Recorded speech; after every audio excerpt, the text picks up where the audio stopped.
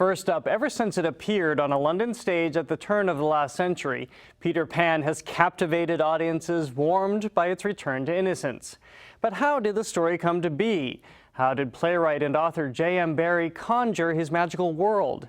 In a new musical adaptation of the 2004 film Finding Neverland, the American Repertory Theatre takes audiences on a journey through Barrie's life, offering a dazzling perspective on the boy who wouldn't grow up.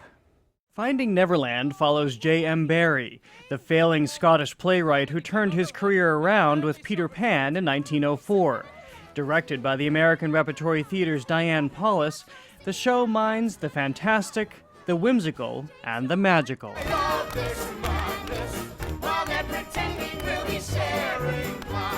You know, the story of Neverland has to be magical in any way you tell it. Like if you're telling the story of Peter Pan or the creation of Peter Pan, I mean, there's so many intrinsic magical elements to the story that you have to bring those to the table and bring them to life. Broadway and television star Jeremy Jordan plays J.M. Barrie, whom we meet in early 20th century England as a struggling playwright. Jordan says it's a role unlike any he's done before. Dance with me, Porthos! I'm just running and jumping and breathing and completely exhausted. It's more vocally taxing than anything I've ever done. I'm just speaking and yelling and belting and singing and everything that you could possibly imagine. And then on top of that, it's emotionally exhausting. Beauty and love there forever and eternity. Barrie produced Peter Pan after meeting the recently widowed Sylvia Davies and her 4 boys, the eventual inspiration behind the Lost Boys of Neverland. Barrie and the family became fast friends, and the world became their playground as they reveled in their own imagination. When you look, tell me what do you see? Is it real? Is it fiction? Only make believe. They sort of forced him to turn his whole outlook on writing the world upside down in a great way, and he was able to take risks and go places that he probably never was able to go because he had sort of suppressed that child inside of him for so long. As Jordan knows, the power of imagination is also a crucial skill for an actor.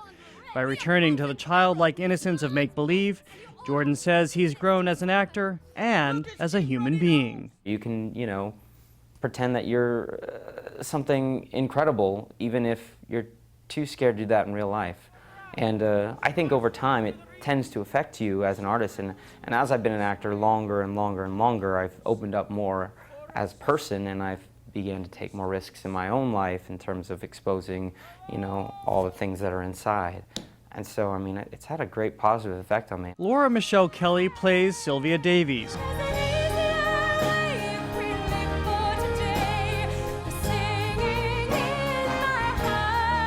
She benefited as much from Barrie as he did from the family. Playing with Barrie and the children provided a welcome distraction for Davies, who had recently lost her husband to cancer and needed an escape. She's got 4 children and she's lost her husband in a horrific way. And when we meet her, she's holding it together frantically for the boys.